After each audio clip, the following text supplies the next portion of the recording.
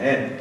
네, 오늘은 빌립보서 16번째 강해 설교 시간이 되었습니다. 지금까지 우리는 빌립보서 강해를 통하여서 성도의 일치가 무엇인가, 교회의 일치가 무엇인가, 성도로서 올바른 신앙생활, 그리고 성도로서 건강한 교회는 어떤 교회가 되어야 하는가에 대해서 함께 나누었습니다.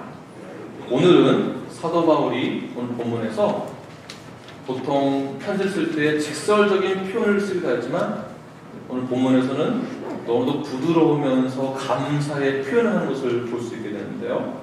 바울 관객의 고난에 참여한 빌립보 교회 성도들에게 진심으로 감사하는 그러한 말을 전달하고 있는 것을 볼 수가 있습니다. 빌립보 교회는 바울의 사역을 도우면서 고난에 참여하면서 또한 물질로도 후원을 하였습니다.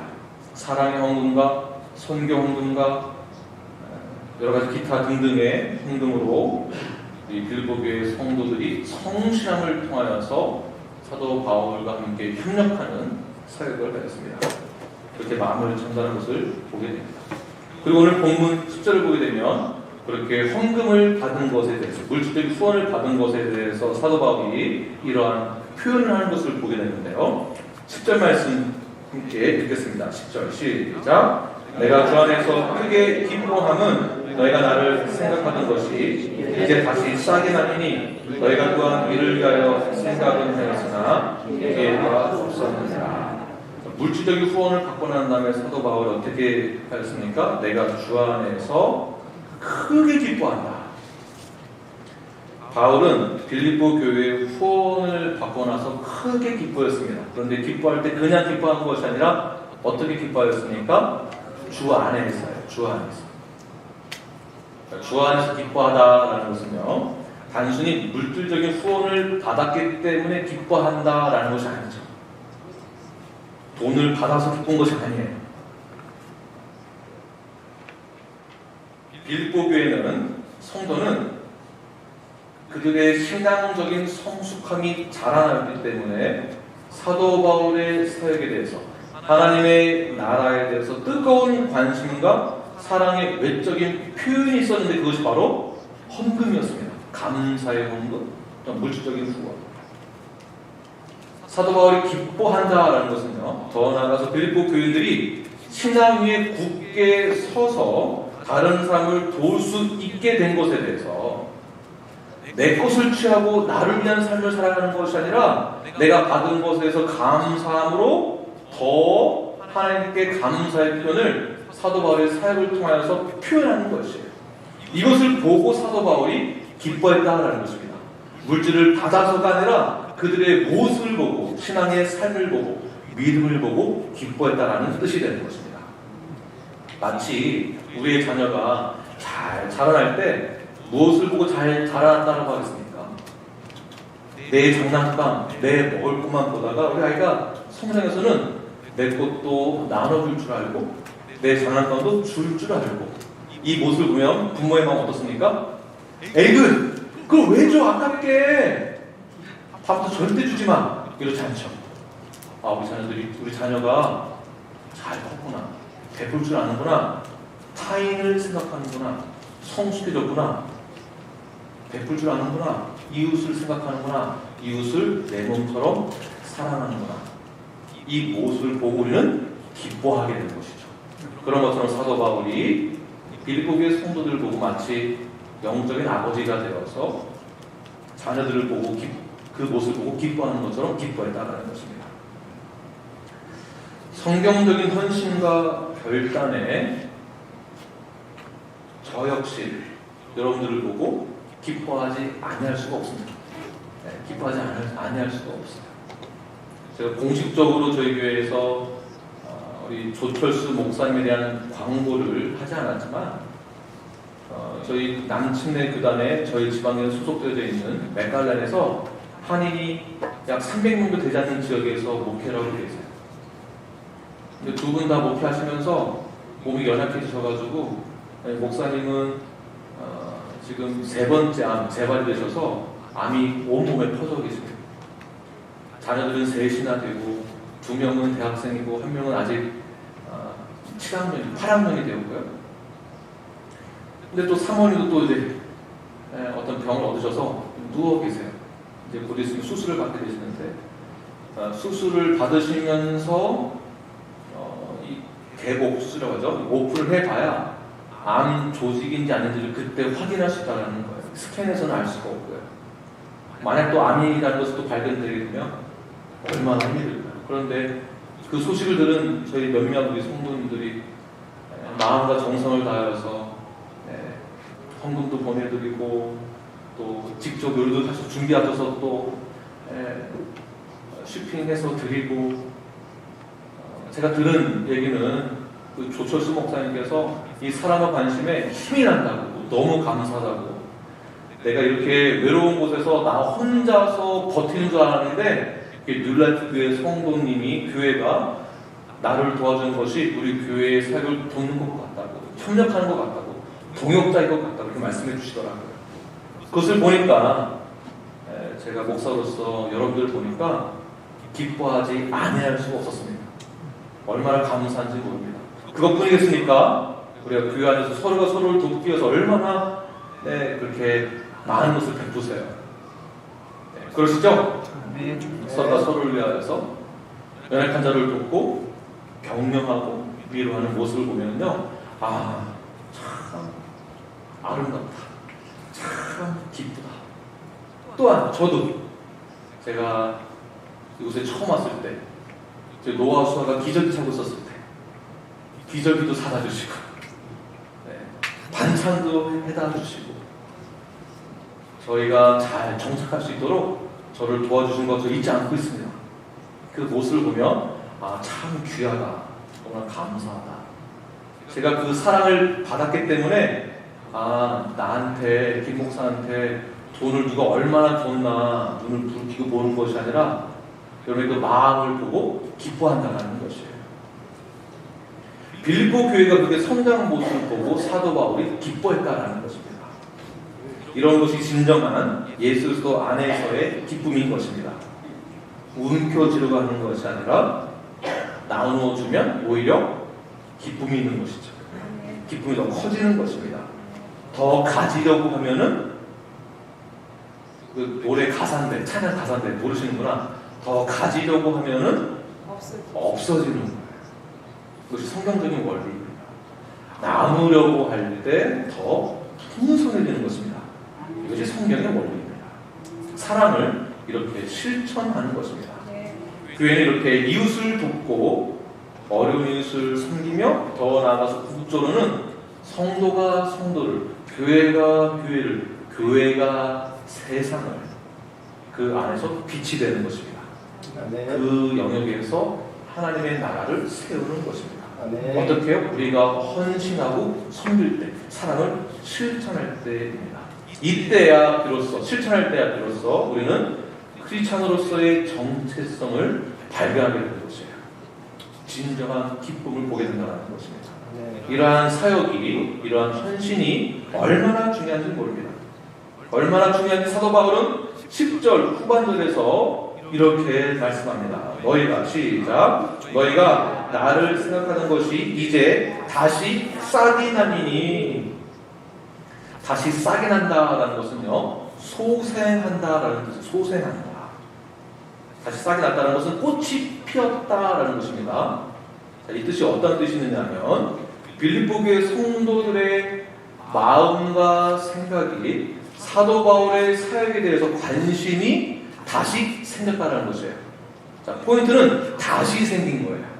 자, 이 말은 처음에는 관심이 있었다가 중간에 어떤 문제로 관심이 없었다가 그 다음에 다시 싹이 나기 시작했다. 꽃이 피기 되었다는 것입니다.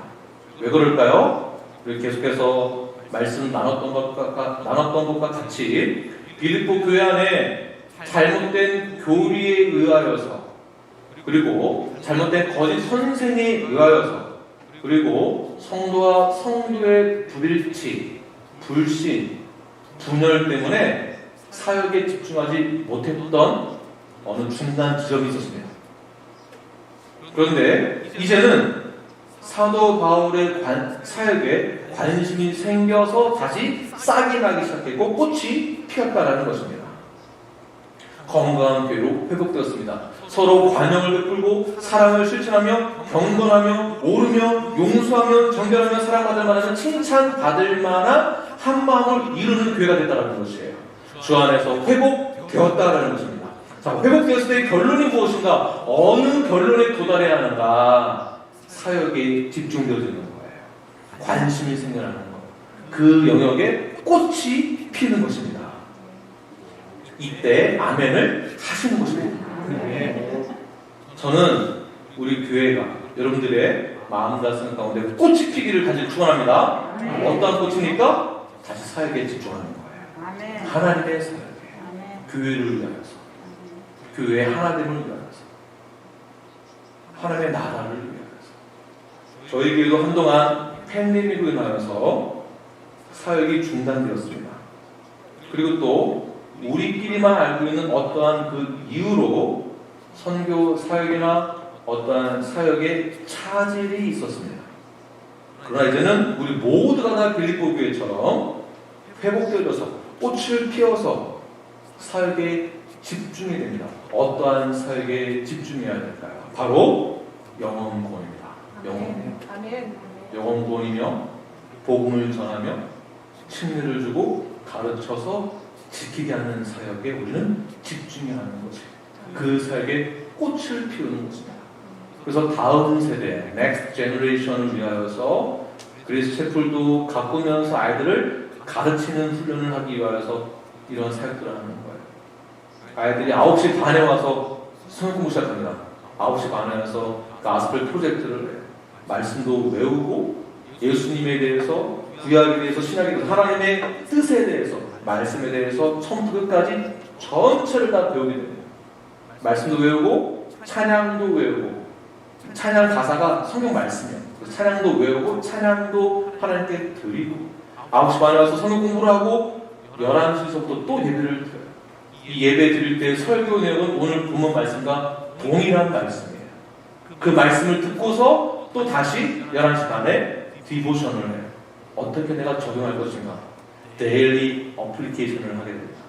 그리고 가정에 돌아가서 어떻게 되겠습니까? 가정에 돌아가서 아이들과 함께 가정에서는 디보션을 해서 어플리케이션을 해야 되는 거예요.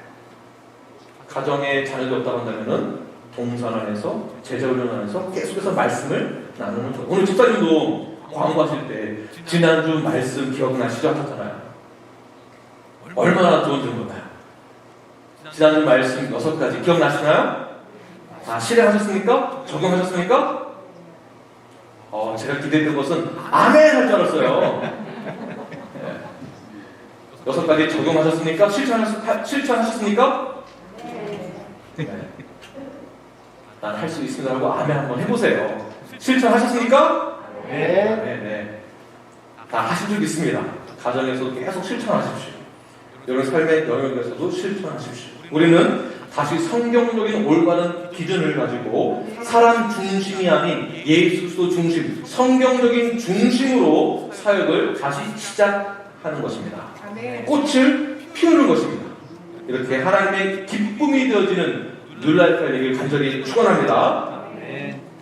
오늘 본문의 내용은 잘못 해석하면 또는 잘못 받아들이면 오해의 여지가 있을 수도 있어요. 사도 바울이 헌금을 많이 하라는 얘기인가? 그것도 나에게 헌금하라는 얘기인가? 목사님이 이 설교를 하면서 교회에 헌금 많이 하라는 뜻으로 설교하는 것인가? 네, 오해할 수가 있습니다. 그래서 그런지 사도 바울 역시 이렇게 11절에서 말씀합니다. 11절 말씀 함께 읽겠습니다. 시작. 내가 궁핍함으로 말하는 것이 아니니라. 어떠한 형편이든지 나는 자족하기를 배웠느니.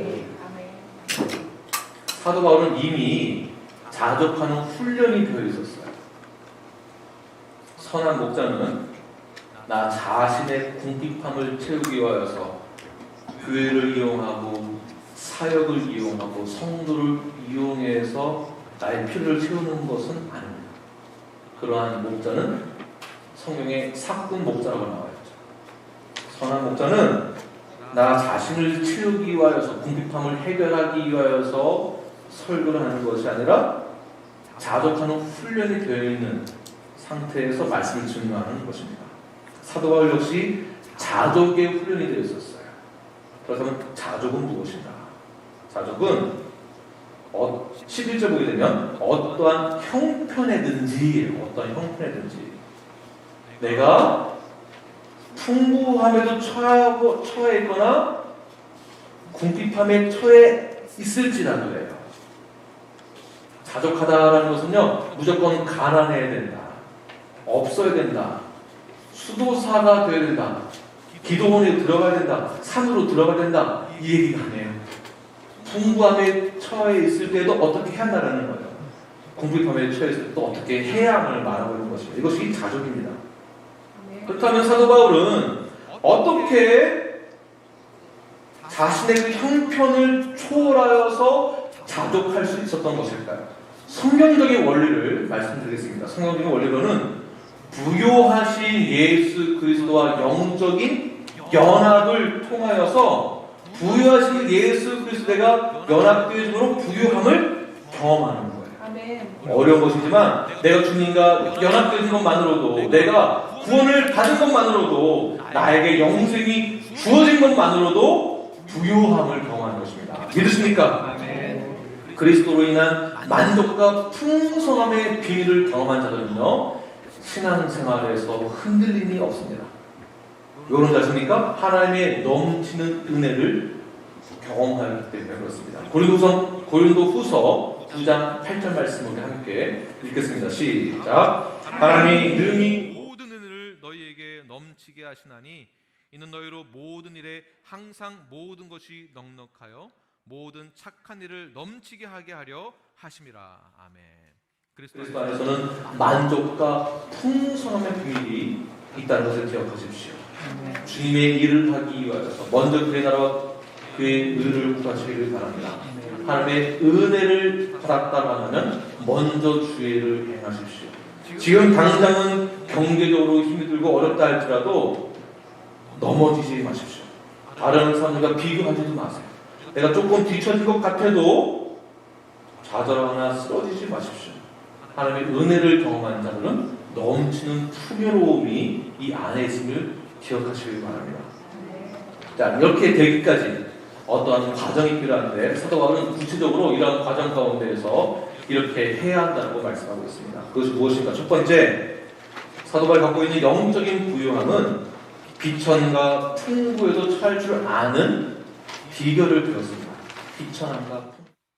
12절 말씀을 전반적으로 함께 읽겠습니다. 시작. 나는 비천에 처할 줄도 알고 풍부에 처할 줄도 알아. 자, 이 말 자체가 말씀드렸지만 자족하다라는 것은요, 빈곤할 때에도 풍족할 때에도 어떻게 해야 한다는 것을 알고 있는 자예요. 어떻게 해야 한다는 것을 알고 있는 자. 자, 비천에 처할 줄 안다라는 것은 무슨 말이냐면 탐심을 버리는 것입니다. 탐심을 왜 버려야 하는가? 탐심이 있게 되면요, 동시에 염려가 찾아옵니다. 자, 탐심이 있으면 동시에 염려가 있어요. 이 원리를 잘 들어보십시오. 내가 무엇인가를 갖기를 원해서 갖기 위해서 열심히 노력합니다. 그래서 갖게 되었습니다. 그러면은 행복하고 기쁜 것은 잠시 잠깐이에요. 그 다음에 뭐가 찾아온다 하십니까? 염려와 근심, 걱정이에요. 이것이 언제 뺏길지 없어질지 아무도 모르고, 나에게 재산이 많이 있지만 재산을 쌓으면 쌓을수록 기쁨이 찾아올 것 같지만 잠시 잠깐 이 재산 어떻게 없어질까 두려워하는 마음 때문에 염려가 생기게 됩니다. 자, 이러한 탐심과 염려가 연결되어지면은 어떻게 우리의 삶이 바뀌어지는가 보십시오. 염려가 되는 순간 이거 놓치면 어떡하지? 이거 잃어버리면 어떡하지? 나 이러다가 망하면 어떡하지? 하는 순간 하나님을 내 입으로 선포하는 순간 하나님을 불신하게 되는 거예요. 여러분 조심하십시오. 이거 잘 생각하십시오. 염려 많고 근심 많은 말을 많이 한다는 것은요, 하나님을 믿지 않는다는 얘기가 똑같습니다. 나는 하나님을 신뢰하지 않아요. 나는 말과 똑같은 거예요. 우리의 마음에 불신의 말, 근심, 걱정, 염려, 탄심이 있다고 한다면요, 기도하십시오. 성령님, 이런 마음 나에게서 떠나게 해주세요. 나는 하나님을 믿습니다. 나는 예수님을 믿습니다. 그 주님이 나와 함께 하시면 나는 믿습니다. 라고 선포하시면서 기도하시기 바랍니다. 여러분, 마스크 풀어야 될 것 같아요. 아멘을 안 하시니까 안 되겠어요. 그러나 다시 하겠습니다. 아멘 앞으로 잘 하실 거라 생각하고 마스크 다시 잘 착용하시기 바랍니다. 아멘 잘 하실 거라 저는 믿습니다. 네. 하나님을 신뢰하지 못한다는 것은요, 내가 앞으로 먹고 살 게 없으면 어떡하나, 하나님이 나를 굶기시면 어떡하나, 하나님이 나의 사업장을 번창을 시켜주지 않는 어떡하지? 성공하지 못하면 어떡하지? 다 염려, 탐심 때문에 그런 것이에요. 그러나 참된 신앙인은, 참된 믿음은 세상의 모든 염려를 다 벗어버리고 자족하는 거예요. 비천에 철들도 않은 거예요.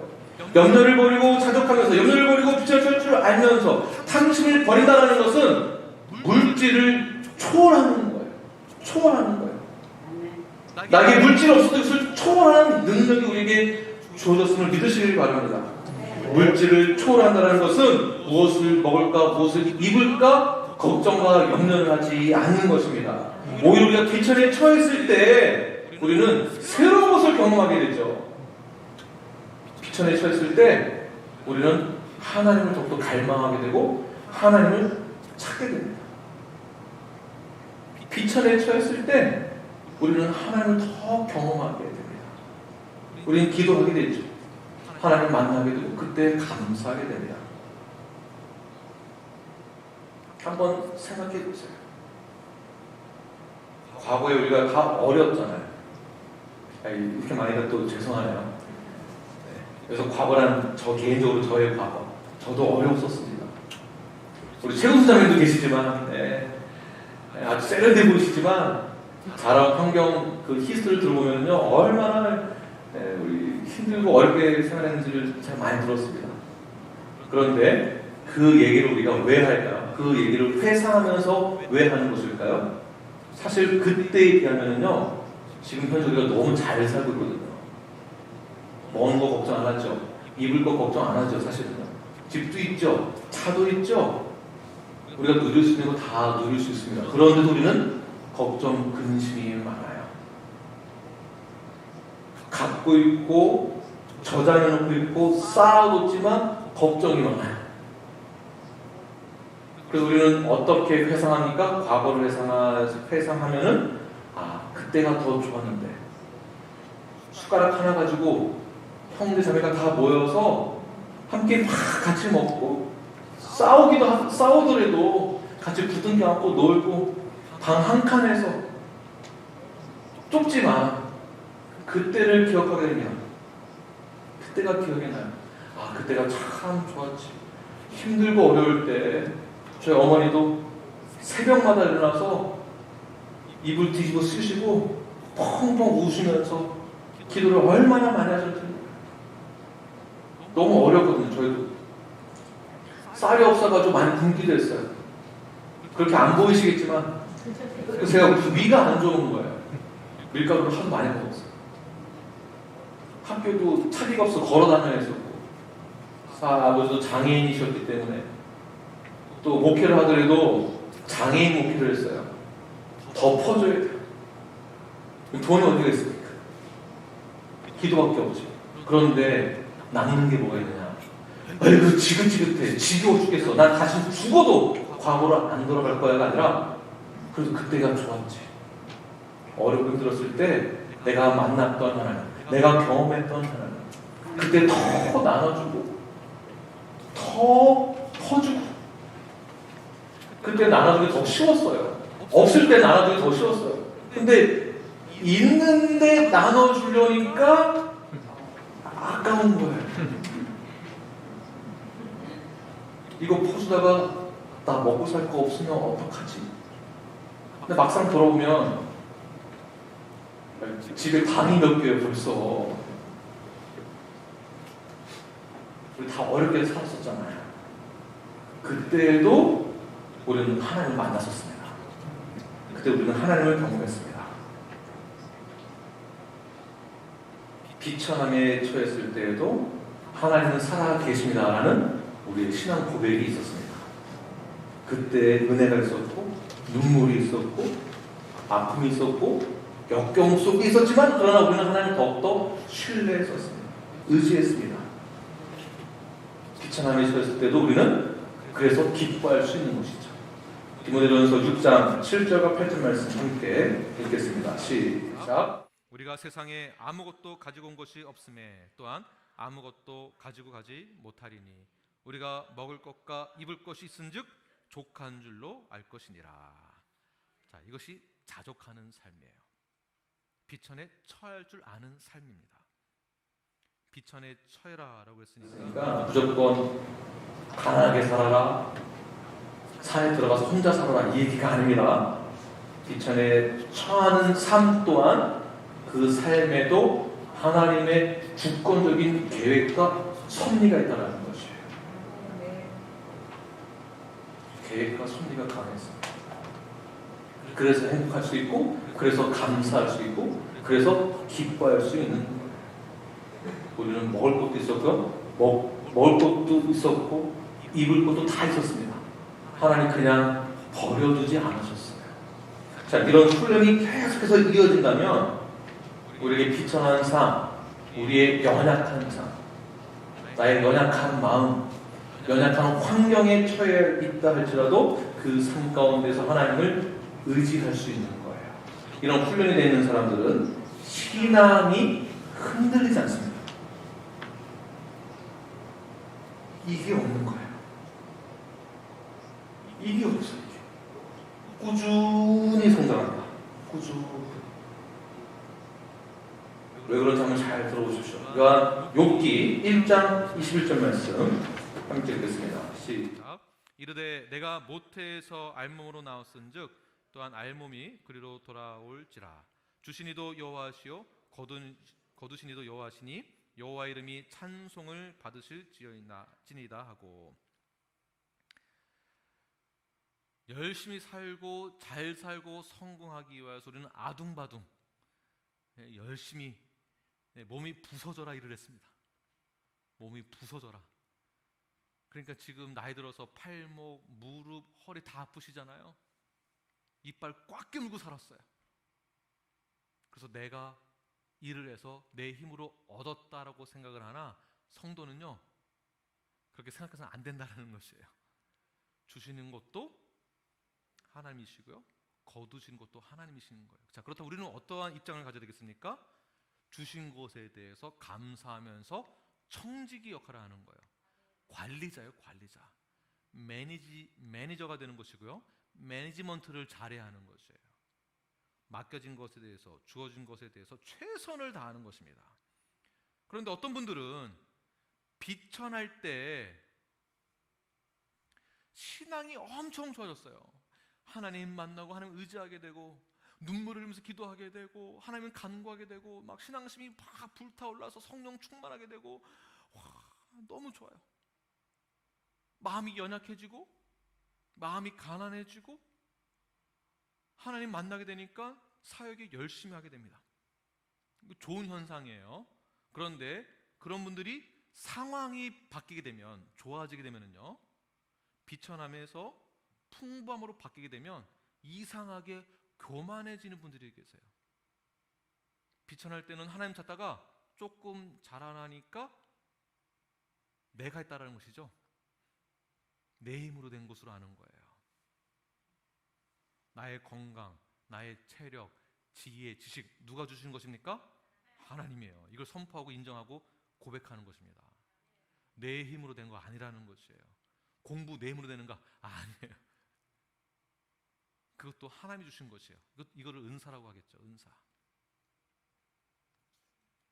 반대로 풍부할 때 하나님이 나에게 복을 주신 것에 대해서 깨닫고 감사하게 생각하다가 반대로 낙심하게 되면, 반대로 비천해져서 낙심하게 되면 그때는 하나님을 원망하게 되는 분들도 계세요.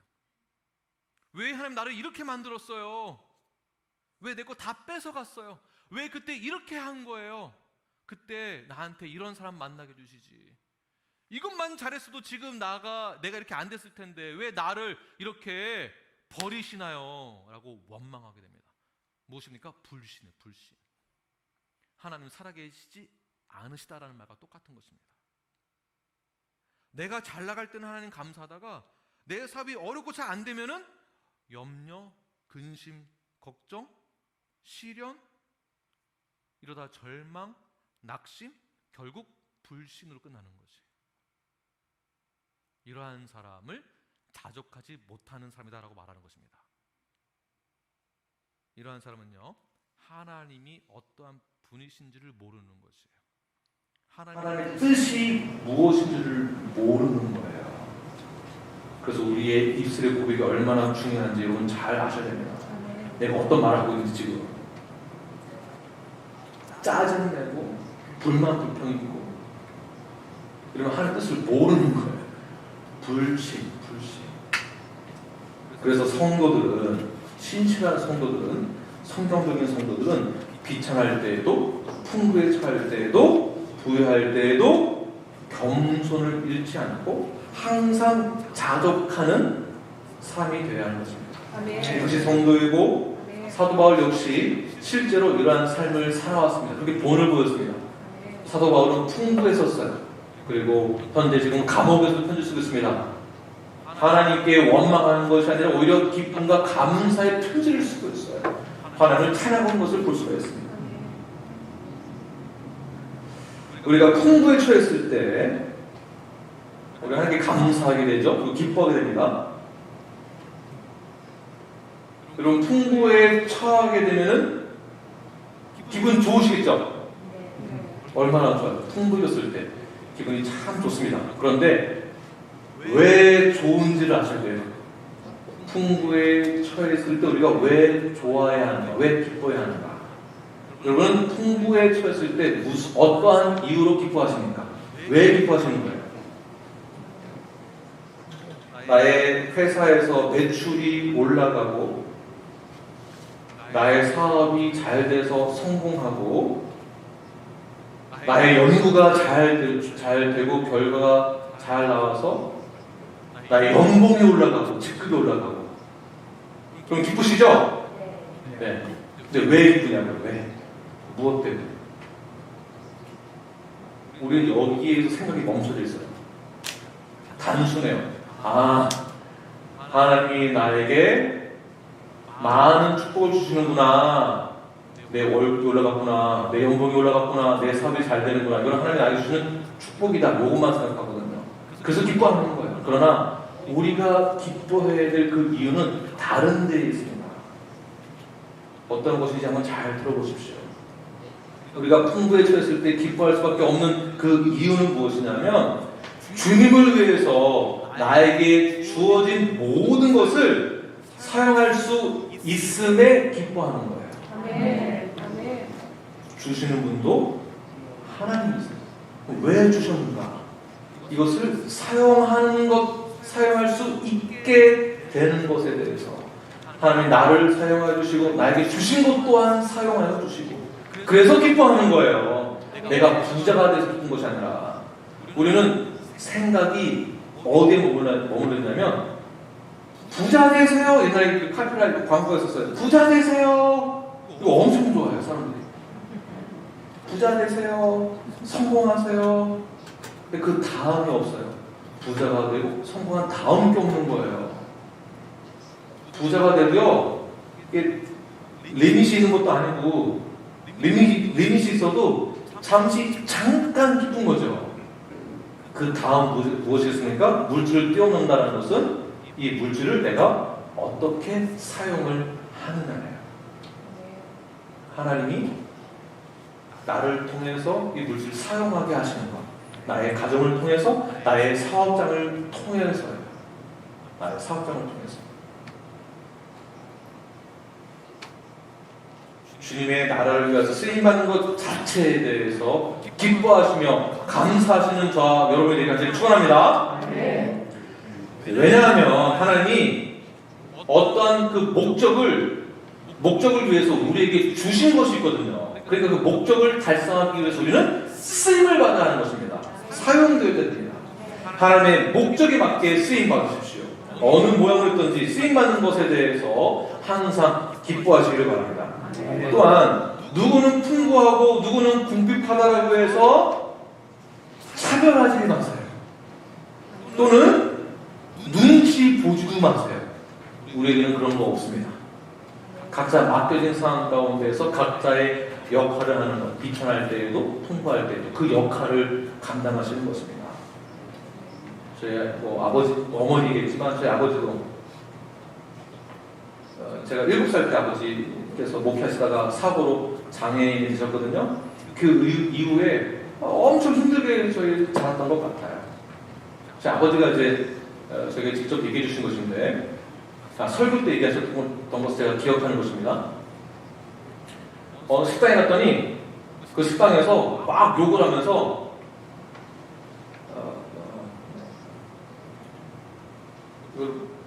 뭐라고 하죠? 장애인을 다른 비속어로 뭐라고 했던 것 같은데 비속어는 까먹었습니다. 잊었습니다. 네? 병신. 병신을 하겠습니다. 왜 이런 병신이 여기 들어와서 재수없게 사업 망치려고 그래? 당장 나가면서 막 쫓아냈다라는 그러한 이야기를 설교도 하신 적이 있었어요. 그 당시에는 그랬었어요. 소금도 뿌리기도 하고, 팔병신 이런 말 있었습니다. 그 말 들으면은 자존감이 확 낮아지겠죠. 나는 사회에서 환영받지 못하는구나. 나는 어디 가든지 기쁨이 되지 못하는 사람이구나. 그런데요, 저희 아버지는요, 절대 사람들 눈치 보거나 이렇게 막 피하는 모습을 보여주지 않으셨어요.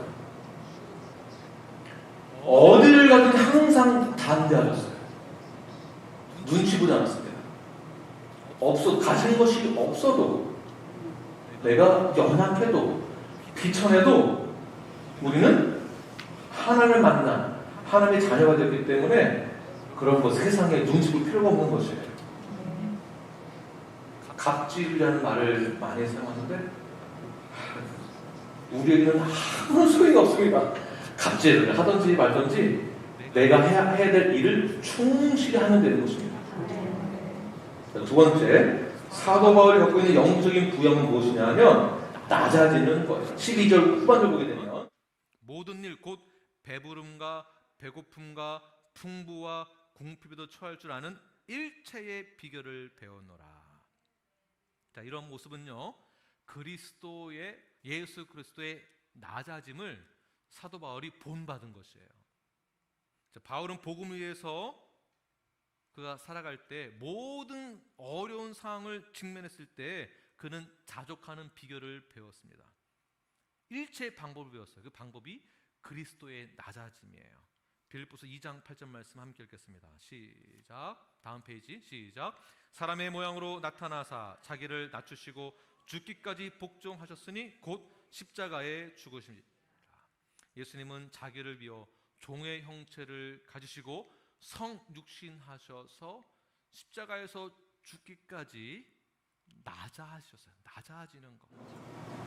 겸손해지는 것. 그런데 낮아지되 타인에 의하여서 낮아지는 것이 아니라 자발적인 낮아짐. 자발적인 낮아짐.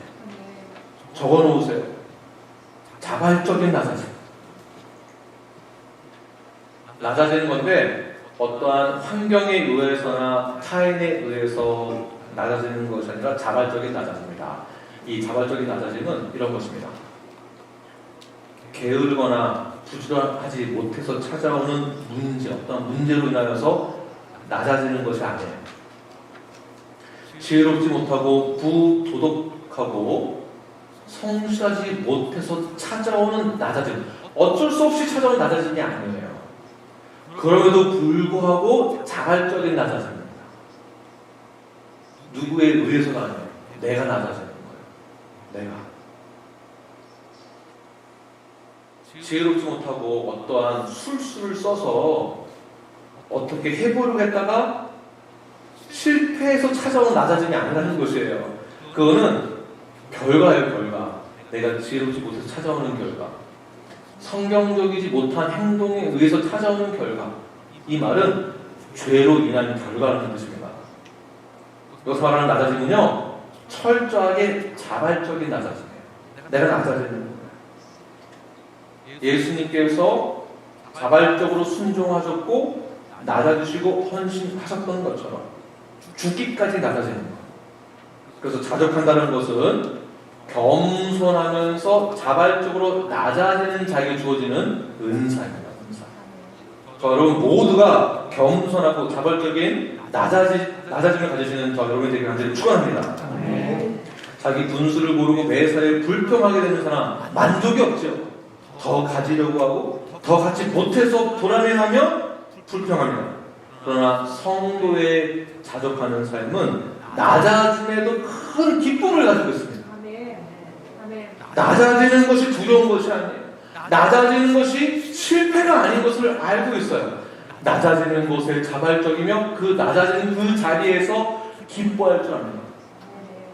왜 나를 이런 걸 시켜? 화장실 청소를 왜 나만 이런 거 해야 돼? 나 무시하나? 이런 생각을 안 한다는 거죠. 왜 나만 설거지시켜? 누구는 찬양팀에서 얼굴 드러내고 눈에 보이는 데서 사역을 하는데 왜 나는 보이지도 않는 어두운 컴컴한 곳에 가서 왜 설거지시켜?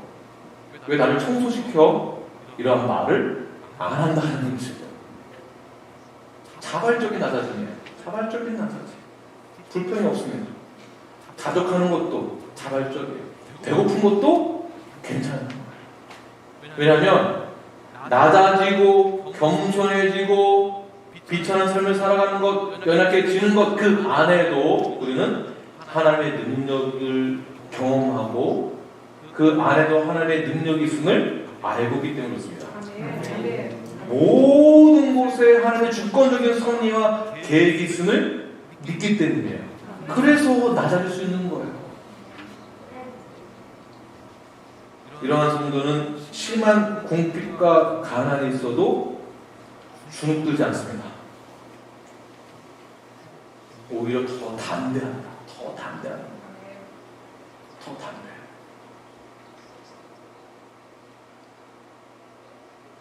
전 아버지 영향을 받아서 그런지 저보다 더 잘하거나 뭐가 많거나 뭘 해도 사실 주눅드는 게 없어요. 사실은 그게 크게 저한테는 문제가 되지 않습니다. 나보다 더 잘나가 이게 저한테 문제가 안 돼요.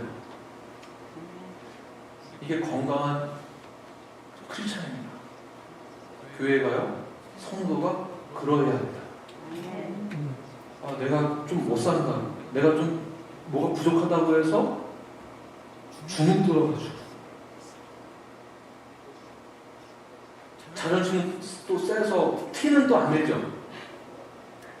그러나 안으로는 자존감이 낮아서 큰 절망 가운데 깊이 내려가서 헤어나오지 못하고, 뭐가 문제냐면 진짜 예수님 만나지 못해서 그런 거예요.